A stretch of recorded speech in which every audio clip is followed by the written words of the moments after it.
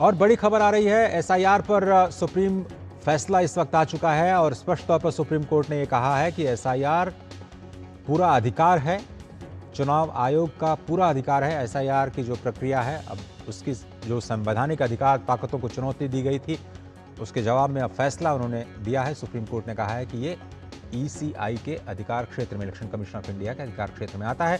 Voter list में updation चुनाव का एक हिस्सा है और इसलिए जिनका नाम डिलीट किया जाना जरूरी है उसको अपडेट करना, जो मृत व्यक्ति हैं उनका नाम हटाना, नए और पात्र व्यक्तियों के नाम को शामिल करना, ये सब कुछ ईसीआई के अधिकार क्षेत्र में है और एसआईआर असंवैधानिक नहीं है।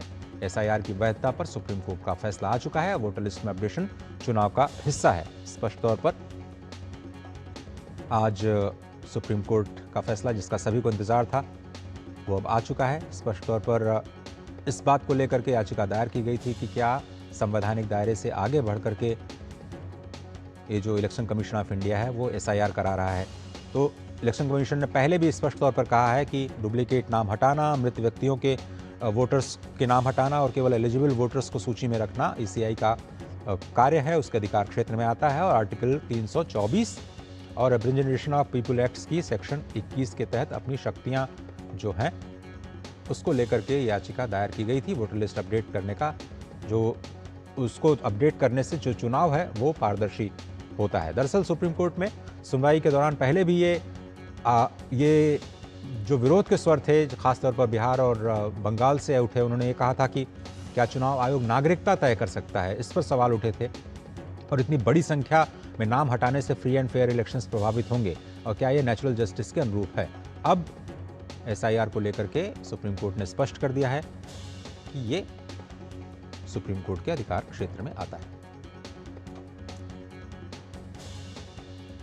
और सुप्रीम कोर्ट ने कहा कि केवल इस आधार पर एसआईआर की कार्रवाई को कानून के खिलाफ नहीं कहा जा सकता कि इसकी प्रक्रिया सामान्य वोटर वेरिफिकेशन प्रक्रिया से अलग है। विकास सारथी इस वक्त हमारे साथ जुड़ रहे हैं। विकास, एक बार थोड़ा सा बताएं कि प्रमुख बिंदु क्या है आज सुप्रीम फैसले का एसआईआर पर, जिसका हम सभी लोग इंतजार कर रहे थे।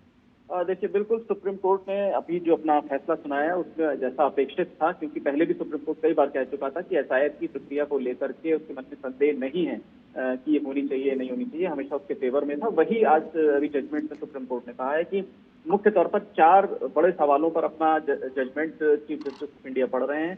पहला उनका मुद्दा यह था कि क्या एसआईआर अपने आप में एक वैध तरीका है, कानून सम्मत तरीका है इस तरह से वोटर वेरिफिकेशन का। दूसरा, इसके लिए जो प्रक्रिया अपनाई गई है क्या वो ठीक है, क्या वो तर्कसंगत है, और क्या इसके वैकल्पिक, इसका कोई विकल्प भी मौजूद हो सकता था इस पूरी प्रक्रिया के लिए। तो दूसरी एक जो उद्देश्य है चुनाव आयोग का, वो जो है क्या वो ज्यादा महत्व रखता है बजाय इन छोटे छोटे इश्यूज को उठाने के, जिसमें लोग कह रहे हैं कि डॉक्यूमेंटेशन की बात है या उनको अपील के लिए पर्याप्त समय नहीं मिला, इस बिंदु पर है। तो मुख्यतः सुप्रीम चुनाव आयोग को ये पूरा अधिकार है कि वो एसआईआर जैसी प्रक्रिया को लागू करे। यहाँ तक सुप्रीम कोर्ट ने कहा कि समय समय पर वोटर लिस्ट में अपडेशन फ्री और फेयर इलेक्शन के लिए एक जरूरी चीज है। सीधे सीधे सुप्रीम कोर्ट ने यहाँ पर समर्थन किया है कि समय समय पर चुनाव आयोग को इस तरह की कार्रवाई करते रहना चाहिए।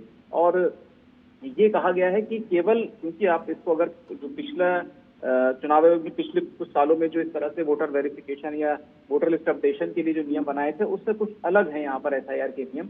तो कोर्ट ने कहा कि केवल प्रक्रिया अलग हो जाने से इस पूरी एक्सरसाइज पर सवाल नहीं उठाए जा सकते। इसीलिए चुनाव आयोग की शक्ति पर सवाल जो उठाया गया था उसको सुप्रीम कोर्ट ने आंसर किया है कि बिल्कुल चुनाव आयोग के पास अधिकार है। दूसरा, क्या वो प्रक्रिया चुनाव आयोग अपनी तरह से नई प्रक्रिया इंट्रोड्यूस कर सकता है, जरूरी नहीं कि हर बार वो अपनी पुरानी प्रक्रिया को ही लागू करे वोटर वेरिफिकेशन में। इस पर भी चुनाव आयोग के समर्थन में सुप्रीम कोर्ट ने अपनी बात कही है।